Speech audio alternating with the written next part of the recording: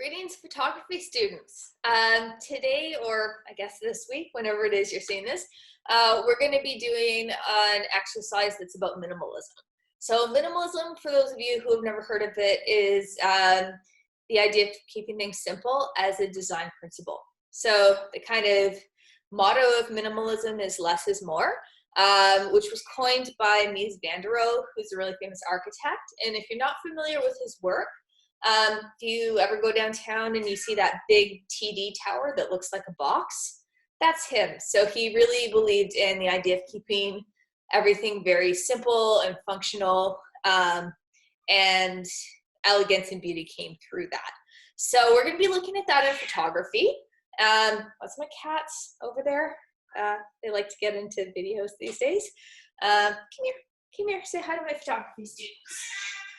Oh, come here. This is Coco.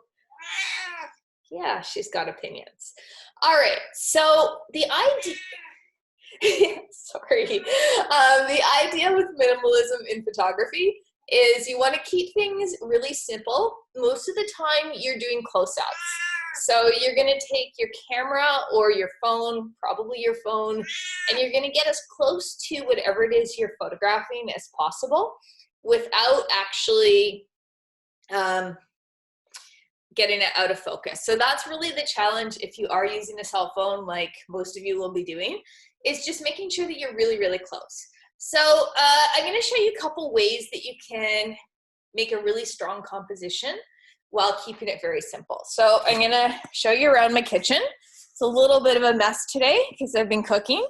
And here is my view outside. So you can see, hopefully, there's a whole bunch of plants. These are some bok choy and celery that I've been sprouting.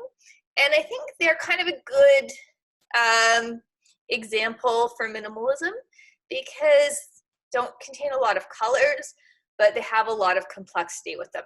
So I'm going to take a couple pictures of them just in the windowsill so you can see how they look and what I can do with them at the angle that they're currently at and the background that they're currently.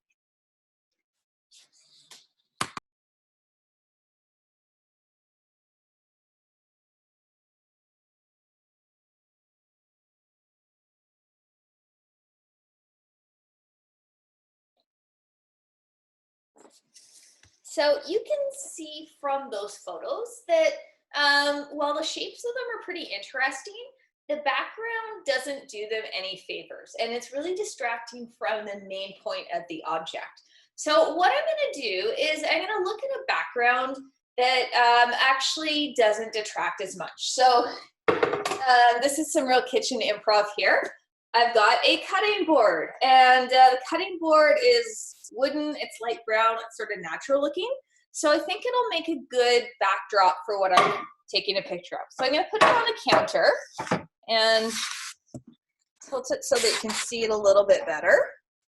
And then I'm going to grab some of my subjects. So I've got this little piece of celery, and I'm going to get really close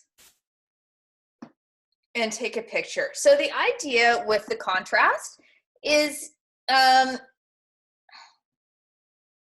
you're not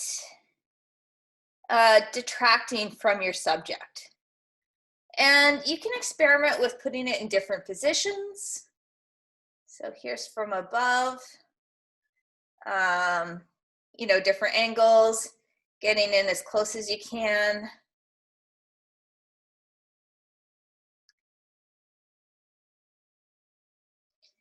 And putting it in different parts of the frame. I'm going to grab one that's got a little bit more going on visually with it. And try some of this guy. And you'll notice with this one, there's a little bit of a water mark, which I don't like.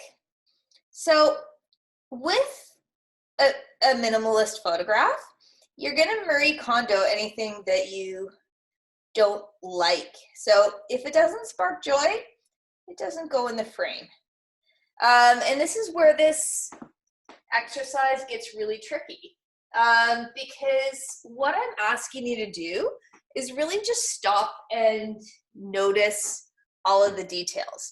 See, you don't want stuff there that, you know, doesn't look good, doesn't complement your composition.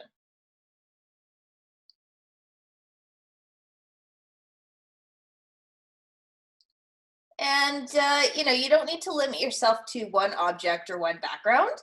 You know, by all means, experiment. So I like how these have come out, but I don't love the lighting. So that's the next thing that I want you to focus when you're doing this, is think about, like, is this the best lighting? And depending on where you live, you might not have tons and tons of choices. I'm really lucky. I've got some nice windows, and today is a pretty sunny day. So I'm going to change locations, and I'm going to try shooting the exact same thing that I was just shooting, but with some better lighting. Now we're upstairs, and what I've got here is basically just a different lighting situation. So I'm right near a window, and it's giving a little bit of a stronger light on my subjects here. I've also, if you notice, got a white background, which is a better background because, again, we're trying to keep things as simple as possible. So I'm going to try, again, a similar kind of photo.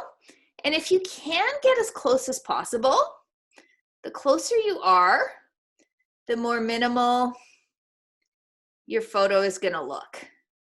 And in some cases, that might be just putting something like in the corner. So hopefully you can see this. If not, you'll at least be able to see my photos after.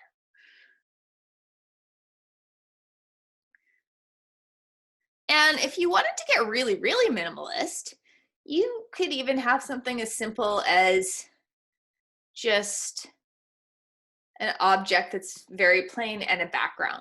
So you're always sort of looking for details, light, shadow, and trying to make your photos as interesting as they can be without overcrowding or overcomplicating the frame.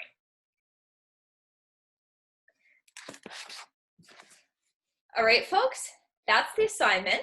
It's trickier than it sounds because you are really trying to eliminate everything except for your subject in the background.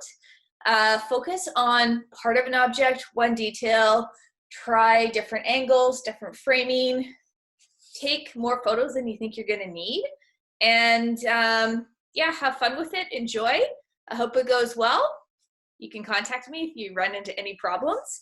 And goodbye from me and from my little teaching assistant. All right, have a good one.